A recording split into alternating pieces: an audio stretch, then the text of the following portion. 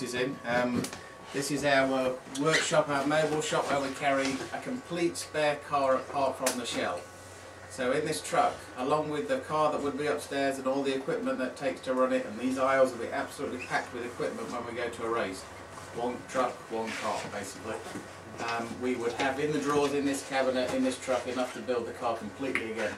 Every piece of bodywork, every piece of suspension, spare engines, spare transmissions, everything but the actual shell. That's the only part that we can't change at the track. So out of this truck we can rebuild the car completely in the tent that would be up at the side of the truck. Each one of these trucks going down the road equipped is over $2 million worth of equipment. How long does it take you to pack it up for a race? Well, at the moment we're pulling a lot, emptying the cupboards because we've rented the 2 trucks out to a European team, so we've pulled a lot of the stuff out of the truck. But normally, from being a full setup at the track with the awning and the walling and the flooring and everything down, it takes us 2 hours with a group of guys to put it away. Wow. So 2 hours after the race is finished, we expect to pull the truck out of the paddock. And that's with everything in the pit lane pulled down, loaded, packed, shut down, done, gone. Shoot. But that would be with, I had 30 guys at the track on the weekend for both cars. Yeah. So, 15 guys a truck, yes, you expect that they can get it done in 2 hours.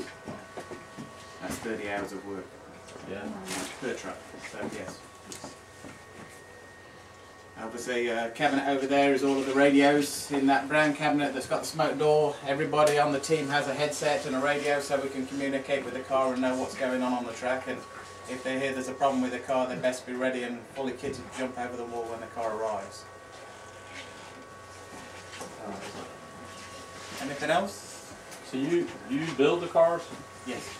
Every single piece by hand or? No, not every single piece. I'll do a lot of the prototyping, one-off pieces. If we want to change something, I'll make one, then we'll go and test it. If we like it, then I'll send it out to a local machine shop and they'll produce more of them, or the carbon shop, or whatever shop that we want. Right. You know, so in this area we can build this car. So as far as Winder for the bodywork, Brasselton for all of the CNC work, and up here in Beaufort, another machine shop. I have a couple of machine shops that run all of the bodywork's done out in Winder. So we can basically build this car here.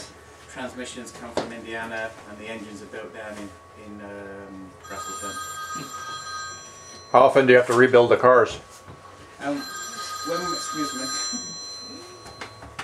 When we were racing them in the pro circuit, every race we would rebuild the cars. Every 24 hour we change the engine. Every track we go to we change the gear ratios. So basically, maybe once every 6 months we would have the car down to a bare shell again, and then just down to the wiring loom, and then put it all back together.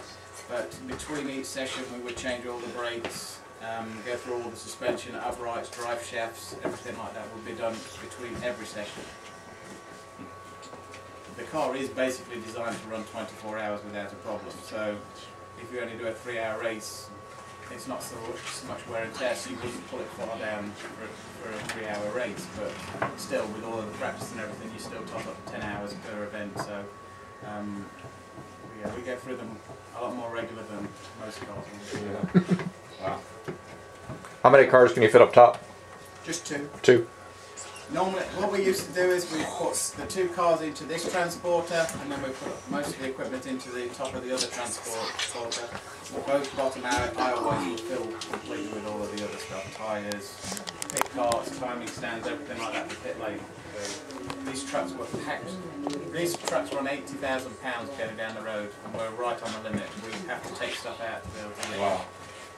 Really, when you run 2 cars with the amount of equipment that you need to take to run a pro circuit, you really need 3 trucks. So that's a whole lot more money. Yeah. Are Andrea and Dave Robertson husband and wife? Are they drivers? Is Yes. that the deal? Yeah. Okay. They came to us with the proposal to run a team for them back in 2006, end of 2006, and we've been looking after them ever since. So they're the only ones that you, that's the team, the only team? No. I mean, we in long races, so I say a 3-hour race we run 2 drivers. In a 10-hour race, 12-hour race, 24-hour race, we run 3 drivers per car. So what we did was we ran, the yellow car was a pro car and the red car was David Andrews' amateur car, and they would have a pro driver with them to get to be seventh and get the car basically the way it needed to be. But it depends on the race. And usually places like Le Mans, when we ran Le Mans, we would run some of the drivers as much as 3 hours. Obviously we have to